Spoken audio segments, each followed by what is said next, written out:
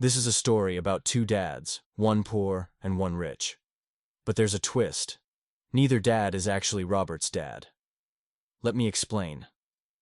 When Robert was 9 years old, he looked at his parents and felt confusion. His official father, whom he called Poor Dad, was a smart, soft-spoken man with a PhD and advanced degrees from Stanford and Northwestern.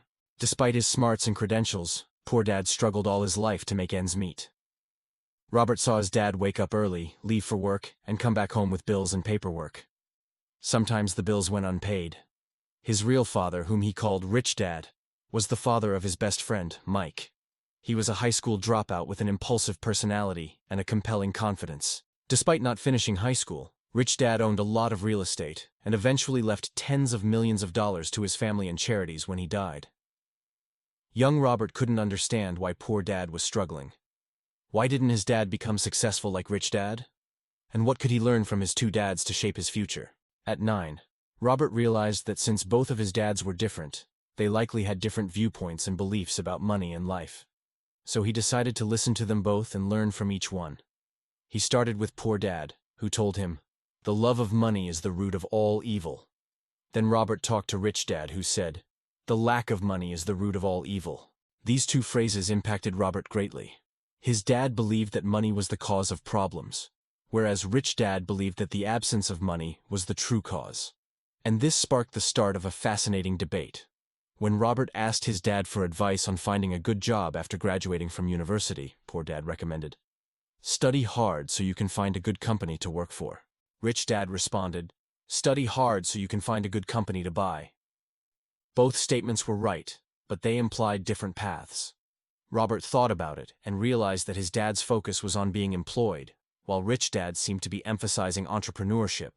As time passed, Robert noticed that Poor Dad always paid his bills first and only paid himself last. If anything was left over, he saved it. Rich Dad, however, did things differently. He paid himself first and then paid his bills. If he came up short on bills, he figured out a way to pay them.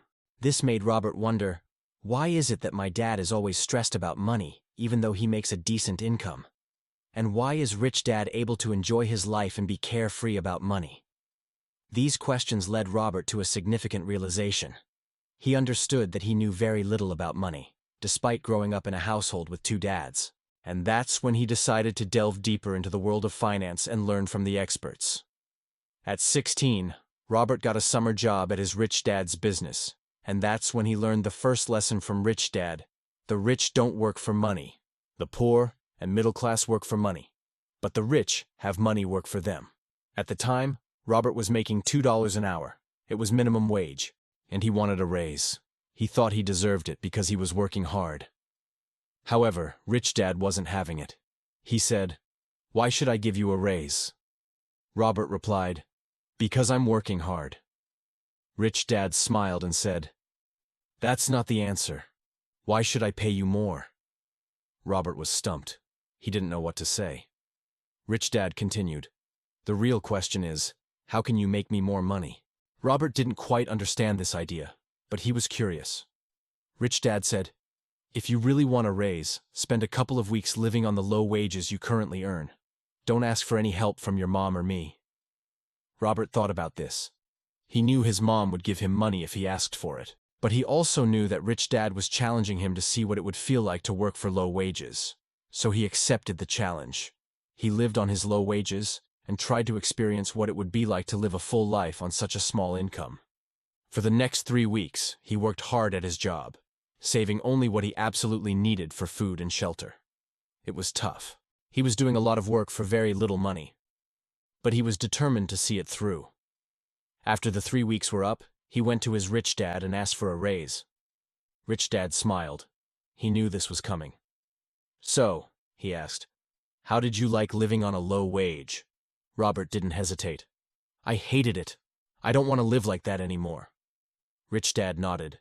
"That's exactly my point," he said. "Now, can you see the difference between working for money and having money work for you?" Robert thought about his experience and realized that he was trading his time and energy for money. He was working hard for very little reward. Rich Dad continued, "If you want to be rich, you need to learn how to have money work for you. That means finding ways to earn money without trading your time and energy for it. When Robert was younger, he had no idea that earning money could be done without trading time. Now, after his experience, he was starting to understand. Rich Dad wanted to teach Robert and Mike that if they wanted to be rich, they had to learn how to make money work for them. He also wanted them to know that the rich don't work hard, they work smart. Robert learned a lot from his experience. It taught him that money doesn't